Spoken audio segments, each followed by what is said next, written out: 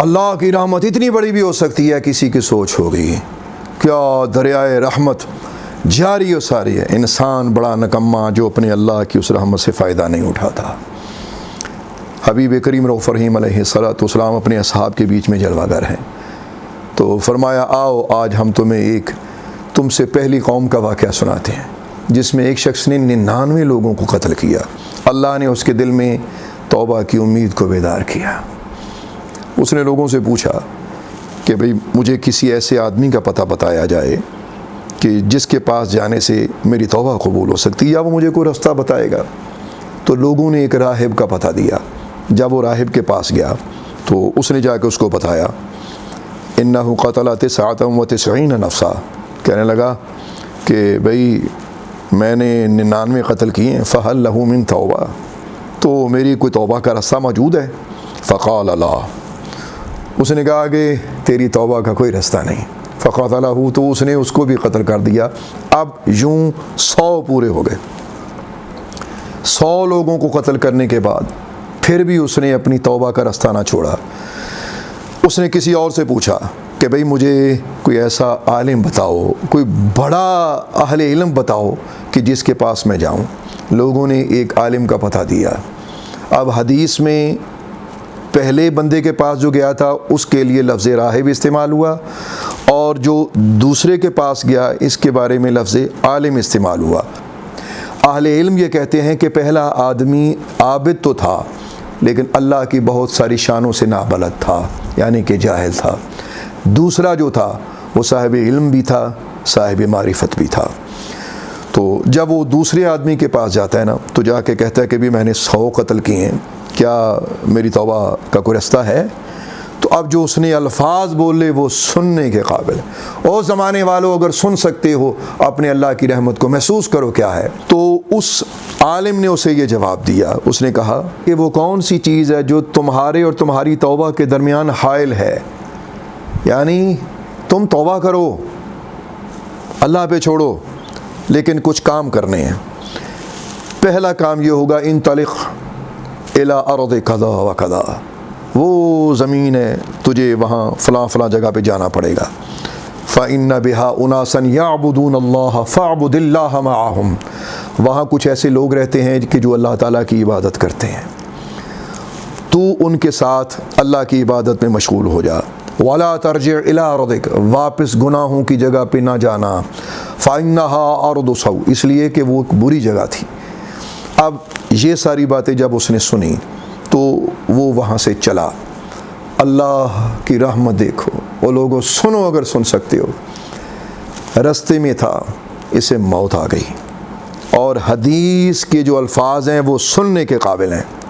حدیث کہتی ہے فَأَدْرَكَهُ الْمَوْتُ فَنَاءَ بِصَدْرِهِ نَحْوَهَا، کہ وہ آدمی جسے موت آئی جب وہ گرا تو اس نے اپنا سینہ ان نیک لوگوں کی بستی کی طرف کر دیا۔ کتنی باریک بات ہے کہ سرکار دو عالم علیہ الصلوۃ والسلام بیان فرما رہے ہیں، اور اتنی باریک بات بیان فرما رہے ہیں۔ حالانکہ کوئی آدمی گرتا ہے تو ظاہر ہے گرتے ہوئے ٹیڑھا میڑھا ہوتا ہوگا، لیکن خاص طور پہ اس چیز کا ذکر بیان کرنا، اس کا مطلب ہے کہ اس کی ویلیو موجود ہے، ارادہ، وجود کی ڈائریکشن اللہ کے ہاں یہ بھی کاؤنٹ کی جاتی ہے۔ اللہ اکبر۔ تو فوت ہو گیا۔ اب رحمت کے فرشتے بھی آ گئے، عذاب کے فرشتے بھی آ گئے۔ رحمت کے فرشتے کہنے لگے کہ ہم نے اسے لے کے جانا ہے، عذاب کے فرشتے کہنے لگے ہم نے لے جانا ہے۔ رحمت کے فرشتوں کی دلیل یہ تھی کہ یہ دل سے توبہ کر چکا ہے، اس لیے ہم اسے جنت میں لے کے جائیں گے، اور عذاب کے فرشتے کہنے لگے کہ اس کی ابھی تک نیکی کوئی نہیں ہے، ہم نے اسے جہنم میں لے کے جانا ہے۔ ابھی یہ بات ہو ہی رہی تھی کہ اللہ کی طرف سے ایک تیسرا فرشتہ آیا، اس نے دونوں کا جھگڑا ختم کیا۔ اس نے کہا کہ ایسا کرو کہ زمین کی پیمائش کرو، اگر تو یہ زیادہ فاصلہ طے کر کے آیا ہے پھر اسے جنت میں لے جاؤ، اور اگر یہ جس طرف جا رہا ہے وہ جگہ زیادہ ہے تو پھر اسے دوزخ کی طرف لے جاؤ۔ آپ مسلم شریف کی حدیث سماعت کر کے حیران رہ جائیں گے۔ حقیقت یہ تھی کہ جو اس نے فاصلہ طے کیا وہ فاصلہ کم تھا، اور جدھر جا رہا تھا وہ فاصلہ دور تھا۔ اب اصولاً یہ ہونا چاہیے تھا کہ فاصلہ جو طے کر کے آیا ہے وہ کم ہے اور اگلا سفر زیادہ ہے کہ اسے جہنم میں گرا دیا جاتا، لیکن آپ اللہ کی مہربانی دیکھو، اللہ کی رحمت دیکھو، الہی یا الہی یا الہی، تو اپنے بندوں پہ اتنا مہربان ہے اور بندے تجھ سے اتنے غافل ہیں میرے پروردگار۔ خدا نے زمین کو وحی فرمائی، وہ الفاظ سنیے گا، فَأَوْحَى اللَّهُ إِلَىٰ هَٰذِهِ أَن تَقَرَّبِي وَأَوْحَى اللَّهُ إِلَىٰ هَٰذِهِ أَن تَبَاعَدِي وَقَالَ قِيسُوا مَا بَيْنَهُمَا فَوُجِدَ إِلَىٰ هَٰذِهِ أَقْرَبَ بِشِبْرٍ فَغُفِرَ لَهُ۔ اب اس کا مفہوم بھی سماعت فرمائیے کہ اللہ نے زمین کی طرف وحی فرمائی کہ جدھر سے یہ فاصلہ طے کر کے آیا ہے ادھر سے پھیل جا، اور جو اس کا اگلا سفر ہے ادھر سے سکڑ جا۔ اور پھر فرمایا گیا کہ بھئی اب زمین کی پیمائش کرو۔ اب جب زمین کی پیمائش کی گئی تو ایک بالشت وہ قریب نکلا ادھر سے کہ جس طرف کو وہ جا رہا تھا۔ اللہ اکبر۔ اور یوں اس کی بخشش ہو گئی۔ میرے دوست، میرے بھائی، میرے بچے، آپ نے اس حدیث کو سماعت کیا۔ سب سے پہلی بات کہ اللہ کی رحمت کی کوئی حد نہیں ہے، اور انسان کو کبھی یہ سوچنا نہیں چاہیے کہ اگر میں نے یہ خطا کر دی ہے تو مجھے کون بخشے گا۔ او بندے، تجھے بخشنے والا تیرا پروردگار موجود ہے، تو اپنے ارادے سے اپنے پروردگار کی طرف جا۔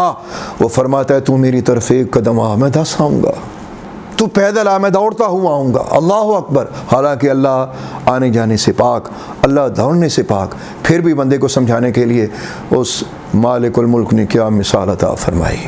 کیا اب بھی کوئی شخص یہ نتیجہ نکالے گا کہ اللہ والوں کے پاس جانے کا فائدہ نہیں ہوتا؟